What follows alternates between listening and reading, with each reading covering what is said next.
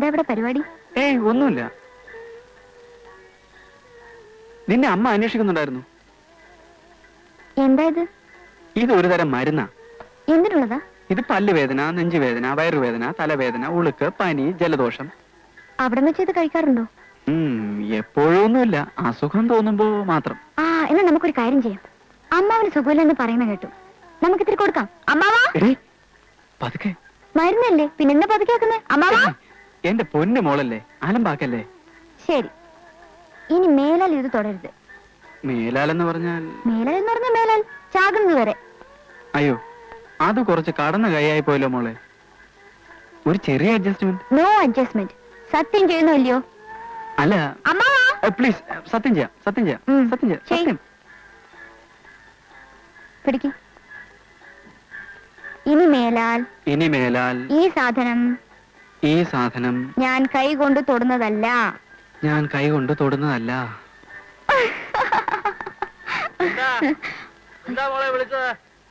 അയ്യോ, ചതിച്ചോ?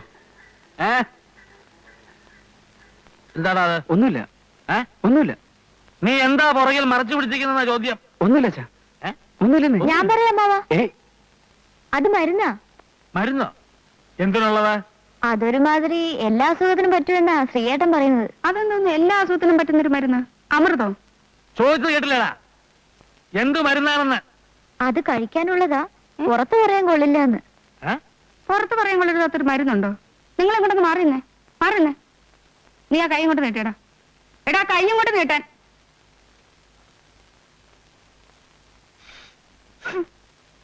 നിങ്ങളൊന്ന് മണത്ത് നോക്കിയേ. എന്താ, അത് തന്നെയല്ലേ?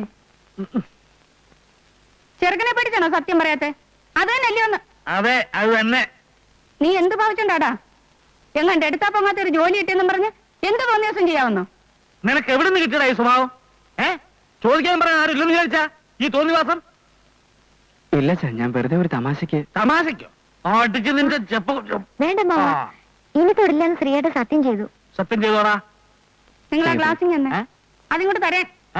മണത്തോണ്ടങ്ങ് നിക്കുക. ഊണ് കഴിക്കാൻ വന്നാട്ടെ. വാടാ.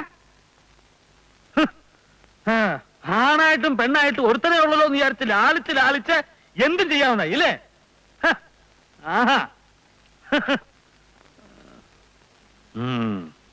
നീ രാവിലെ മുതലേ അകത്ത് കയറി കഥയടച്ച് കുത്തിയിരിക്കുന്നത് കണ്ടപ്പോഴേ എനിക്ക് മനസ്സിലായി. എവിടെ താഴെയുണ്ട്. ഇതേതനം വെള്ളം ഒഴിക്കേണ്ടതോ ഒഴിക്കണ്ടാത്തതോ? അത് ശീലം പോലെ ആകാം. എനിക്ക് ഒന്നും ശീലമില്ലാത്തതുകൊണ്ടാ നിന്നോട് ചോദിച്ചത്. ശാസ്ത്രം തെറ്റിക്കണ്ട.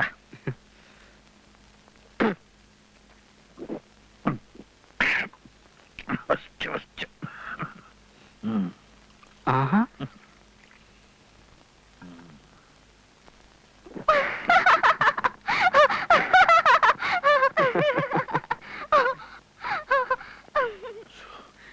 നീ അങ്ങോട്ട് ചെല്ല്.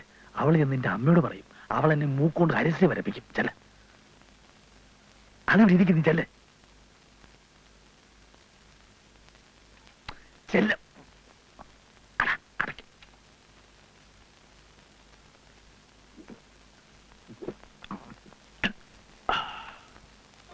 കണ്ടാലേ പേടി തോന്നുന്നു.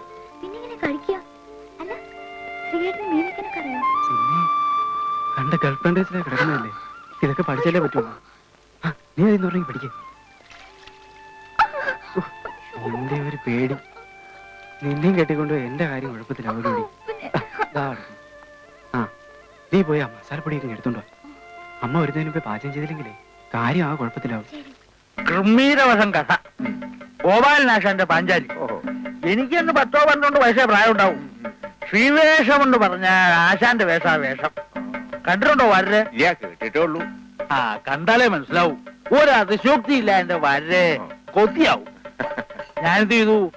കളി കഴിഞ്ഞ് ആശാൻ അരങ്ങത്തുനിന്ന് ഇറങ്ങിയപ്പോ ഞാനും പുറകെ കൂടി കൂട്ടുവരയിലേക്ക്. എന്തിനായിരിക്കും? അതിപ്പോൾ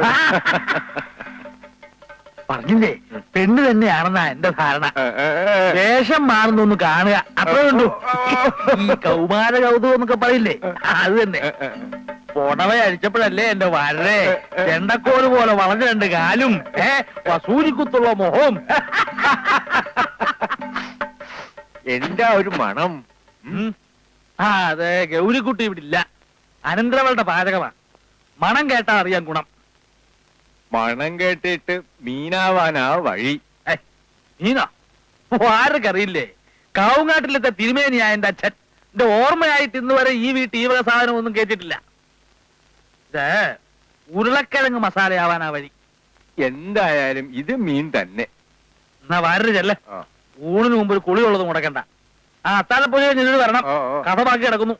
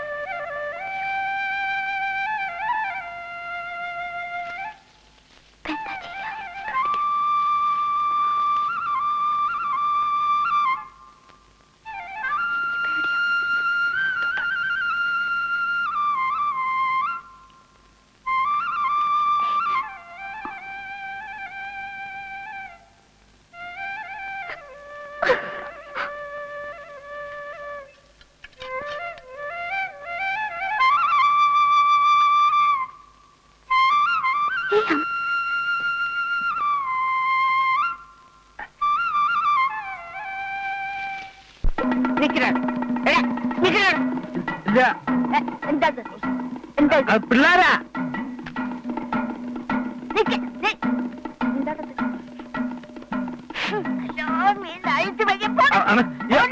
ഞാനില്ല. അയ്യോ അല്ല, അവരാ പിള്ളാരെ.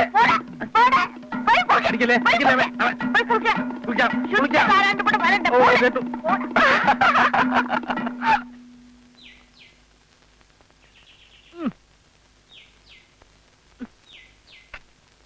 ഇതിപ്പോ എന്ത് എളുപ്പത്തിൽ കാര്യങ്ങൾ കഴിഞ്ഞു. നിനക്ക് ഓർമ്മയുണ്ടോ കിട്ടാ? പണ്ട് വല്യമ്മാവൻ എന്നെ വട്ടവര നിർത്തിയത്. അപ്പോ ഞാനും ഗൗരിയും തമ്മിൽ അങ്ങനെ പറയത്തക്ക ബന്ധമൊന്നുമില്ല. ഒന്ന് കണ്ടു, ചിരിച്ചു, അത്രയൊക്കെ ഉള്ളു കേസ്. എന്നിട്ടും തല്ലെത്ര കൊണ്ടത്. അന്നൊക്കെ ഇഷ്ടപ്പെട്ട പെണ്ണിനെ കല്യാണം കഴിക്കുക എന്ന് പറയുന്നതേ ഒരു സാഹസ. ഇപ്പോഴോ കണ്ടില്ലേ, എപ്പോ നോക്കിയാലും രണ്ടും കൂടി എന്താ എന്റെ കിട്ടാ ഇവർക്ക് ഇത്രയൊക്കെ പറയാനുള്ളത്? ഒന്നും അറിയാത്ത ഒരാളെ. എന്നാ പിള്ളേരുടെ ഒരു ധാരണ. പഴയ ആളുകളല്ലേ, ഇപ്പോഴത്തെ പുതിയ സമ്പ്രദായം ഒന്നും നമുക്ക് മനസ്സിലാവൂലെന്ന് വിചാരം. കാള വാല് വെക്കുമ്പോഴേ അറിഞ്ഞൂടെ എന്റെ കിട്ടാ.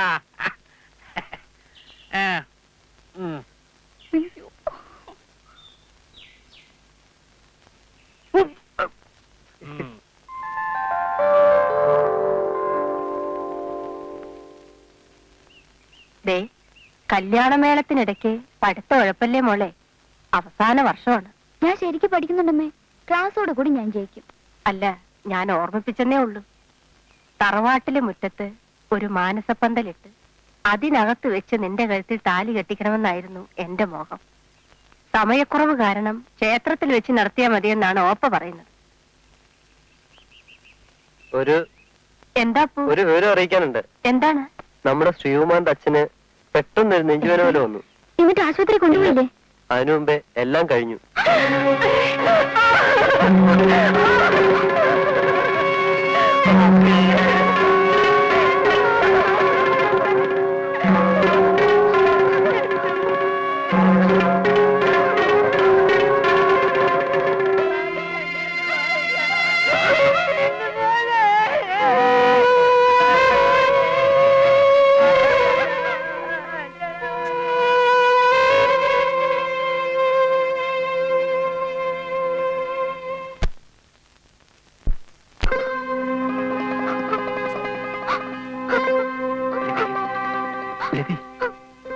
നിനക്കറിയാവുന്നതാണല്ലോ, സമയത്തിന് പോയില്ലെങ്കിൽ ജോലി നഷ്ടപ്പെടും, അവധിയെ നീട്ടിക്കിട്ടില്ല.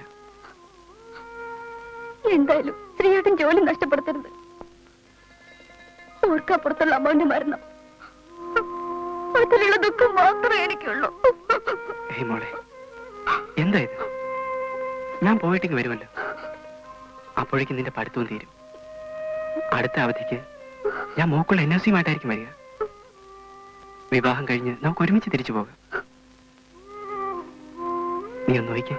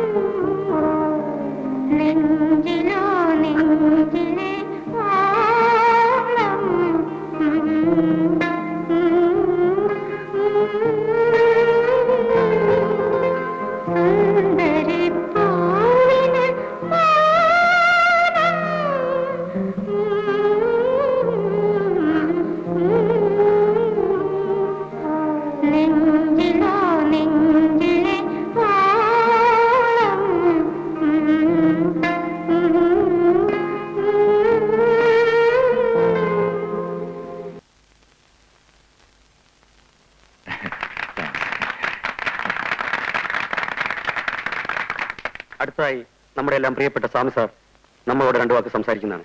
അതിലേക്ക് ഞാൻ അദ്ദേഹത്തെ ക്ഷണിച്ചുകൊള്ളുന്നു. ഒരു സഖമാണ്. ഞാൻ എന്ത് സംസാരിക്കാൻ? സാർ ഇപ്പോഴല്ലേ പിന്നെ എപ്പോഴാണ് ഞങ്ങളോടൊക്കെ സംസാരിക്കുന്നത്? Come on sir. പ്രിയപ്പെട്ടവരെ, നമസ്കാരം. 30 വർഷത്തെ സേവനത്തിന് ശേഷം ഞാൻ വിടവാങ്ങുകയാണ്. ഈ കാലഘട്ടത്തിൽ നിങ്ങൾ എന്നോട് കാണിച്ച സഹകരണത്തിന് എങ്ങനെ നന്ദി പറയണമെന്ന് എനിക്ക് അറിഞ്ഞുകൂടാ. നമ്മളെല്ലാം ഒരു കുടുംബാംഗങ്ങളെ പോലെ കഴിഞ്ഞവരാണ്.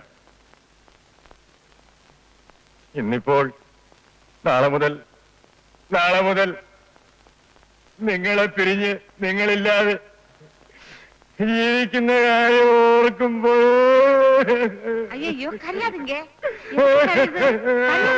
சின்ன குழந்தை கரையாதே ரொம்ப மோசம் இல்ல கரையாதுங்க 10 பேரு நிக்கிற இடத்துல இப்படி எல்லாம் கரையாமா